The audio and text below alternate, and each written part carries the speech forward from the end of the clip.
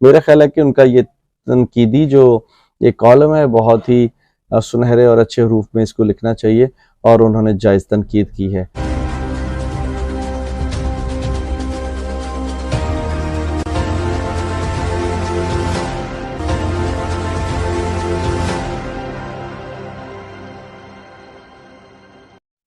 السلام علیکم۔ پاکستان کے بہتر مستقبل کی خواہش لیے عتیق اسلام آپ کی خدمت میں حاضر ہے۔ میں آج آپ کو آسماں شیرازی کے ایک کالم کے بارے میں بتانا چاہوں گا کہ آسماں شیرازی صاحبہ نے ایک کالم لکھا جو کہ صحافی اور تجزیہ کار بھی ہیں، اور زیادہ ان کا جھکاؤ جو ہے وہ مسلم لیگ نون کی طرف ہے۔ انہوں نے کالم لکھا اور کالم کا جو ٹائٹل تھا وہ تھا میرا آئین میری مرضی۔ یہ مطلب جو ٹائٹل ہے یہ میرا جسم میری مرضی سے جو ہے وہ ربط اس کا لگ رہا ہے، لیکن اس کو جو جوڑا گیا ہے وہ ججوں سے جوڑا گیا ہے، میرا آئین میری مرضی۔ تو یہ ایک بہت ہی obviously اس کے اندر جو چیزیں ہوں گی، مجھے تو پڑھنے سے پہلے لگ رہا ہے کہ یہ جو آرٹیکل ہے، یہ جو مضمون لکھا گیا ہے، اس کا زیادہ تر جو رجحان ہے مسلم لیگ نون کی طرف ہوگا۔ تو یہ ایک بہت ہی زیادہ عجیب و غریب بات بھی ہے کہ جو صحافی ہیں وہ انہوں نے اپنی اپنی پارٹیاں سنبھال لی ہیں۔ آسماں شیرازی صاحبہ لکھتی ہیں کہ دیوار پر لرزتے غیر واضح حولے تصور سے دور ہیں اور تصویر بنانے کی بجائے محض سائے بڑھا رہے ہیں۔ الجھنے اور بے یقینی ابتری کو جنم دے رہی ہیں اور افراتفری آئین کے وجود کو نگلنے کے در پہ ہے۔ اس وقت مملکت خداداد میں کون سا آئین کار فرما ہے، ملک میں کون سے قوانین نافذ ہیں، کون سا طرز حکومت ہے اور اصل حکمران کون ہیں؟ یہ سوال ان کے بہت بہتر ہیں۔ وہ کہتے ہیں کہ 73 کا آئین ہے اور پارلیمانی نظام ہے، جبکہ جمہوریت کا بانک پن ہے۔ آئین وہ خوبصورت لفظ ہے جس کی آڑ میں ہر کوئی اپنا نظام بنا لیتا ہے اور پھر بڑی گھن گرج سے اسے آئین کی پاسداری سے جوڑ دیا جاتا ہے۔ یہ وہ دستاویزات ہیں جو ہر ایک کا دل لبھاتی ہیں، مگر جہاں مملکت اختیار عوام کو دینے کی کوشش کرتی ہیں، وہیں اس دستاویزات کو بے عمل کر دیا جاتا ہے۔ یہ بہت ہی زبردست انہوں نے آسماں شیرازی نے بات کی ہے۔ انہوں نے کہا ہے جی جہاں پر یہ کاغذوں کی زینت تو یہ سارا آئین بنا ہوا ہے، لیکن جہاں پر پاکستانی عوام کو اختیارات اور مملکت کے جو معاملات ہیں وہ ان کو دینے کی کوشش کی جاتی ہے، وہاں پر اس دستاویزات کو، اس آئین کو خاموش کروا دیا جاتا ہے۔ آئین کو موم کی ناک بنا کر جس طرح مفادات کے لیے استعمال کیا جا رہا ہے، اس کا نمونہ اس سے قبل کبھی دیکھنے کو نہیں ملا۔ ایسا محسوس ہوتا ہے کہ ہر ایک کا اپنا آئین ہے، کوئی مفادات کی سرزمین پر 73 کے اسلامی جمہوری آئین کے اندر نہیں رہتا، اور کوئی اس آئین کی پچ سے کہیں باہر نکل کر کھیل رہا ہے۔ کسی کی 1.5 انچ کی مسجد اسلامی میں چھپی ہے اور کوئی جمہوری کے لبادے میں غیر جمہوری ہے۔ جس کا دروازہ بڑا اسی کا آئین بڑا، جس کی لاٹھی اس کا آئین، اور میرا آئین میری مرضی۔ بہت ہی زبردست آسماں شیرازی صاحبہ نے بات لکھی ہے۔ میں تو یہ سوچ رہا تھا کہ شاید ان کا جھکاؤ جو ہے وہ مسلم لیگ نون کی طرف نظر آئے گا، لیکن انہوں نے یہاں پر جو ہے وہ جو باتیں لکھی ہیں وہ بالکل ایک نیوٹرل ہو کے لکھی ہیں، اور انہوں نے آگے لکھا ہے کہ پی ڈی ایم کے آئین کی تشریح آج کل مختلف ہے، جبکہ اپریل 2022 سے پہلے مختلف تھی۔ اس وقت کی اپوزیشن انسانی حقوق کی خواہش مند، آزادی اظہار کی قائل، مہنگائی میں پسے عوام کی آواز، کلرکوں، تانگوں بانوں، نوجوانوں کی دھڑکنوں کا ساز اور جمہور کا انداز تھی۔ انہوں نے پی ڈی ایم کی حکومت پر ایک اعتراض لگاتے ہوئے یہ کہا ہے، میں آپ کو یہ پیرا جو ہے دوبارہ پڑھ دیتا ہوں، کہ پی ڈی ایم کی آئین کی تشریح آج کل مختلف ہے، یعنی کہ پی ڈی ایم نے اس حکومت میں آنے سے پہلے جو ہے وہ عوام کی جو آواز ہے اس کو بلند کیا تھا، مہنگائی کی بات کی تھی اور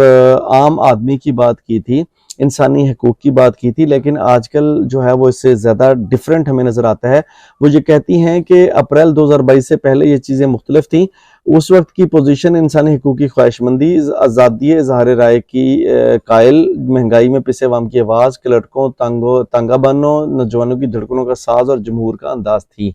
پی ڈی ایم یعنی اس وقت جو ہے عوام کی آواز بنی ہوئی تھی، لیکن اب جو ہے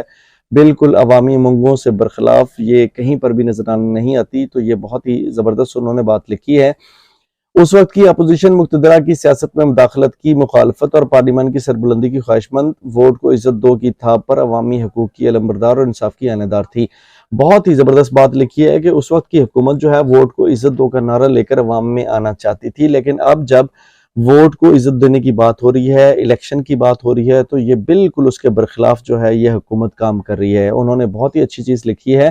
اس کے علاوہ انہوں نے کہا کہ اپریل 2022 کے حزب اختلاف عوامی انقلاب کی خواہاں، IMF کی غلام معیشت سے نالا، مہنگائی کے خاتمے کے لیے پرجوش اور صافت پر قدغنوں کے خلاف آواز حق کا استعارہ، مگر اب ایک ہی نعرہ، بس اقتدار ہے حق ہمارا۔ انہوں نے کہا جی اپریل 2022 میں ہمیں یہ چیزیں نظر آتی تھیں کہ حزب اختلاف میں بیٹھ کر انہوں نے انقلاب کا نعرہ لگایا تھا، IMF کی غلام معیشت کو سے جان چھڑوانے کی بات کی تھی، مہنگائی کے خاتمے کی بات کی تھی، پرجوش اور صحافیوں پر جو قدغنیں لگائی جاتی ہیں، جو ان کے حقوق کو دبایا جاتا ہے، تو ان کا اس وقت نعرہ کچھ اور تھا، لیکن اب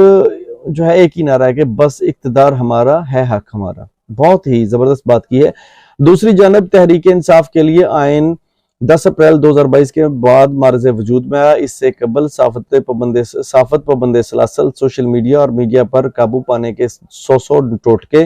انسانی حقوق کی خلاف ورزیاں، قانون کی عملداری، جبکہ لاپتہ افراد، ریاست کے باغی اور ہزارہ لاشیں بلیک میلر قرار پائیں۔ اسٹیبلشمنٹ اور حکومت میں جائز اس طرح کے سنہرے دن، پہلی بار ایک صفحے اور ہائبرڈ دور کی چاندنی راتیں اور GHQ کے پرلطف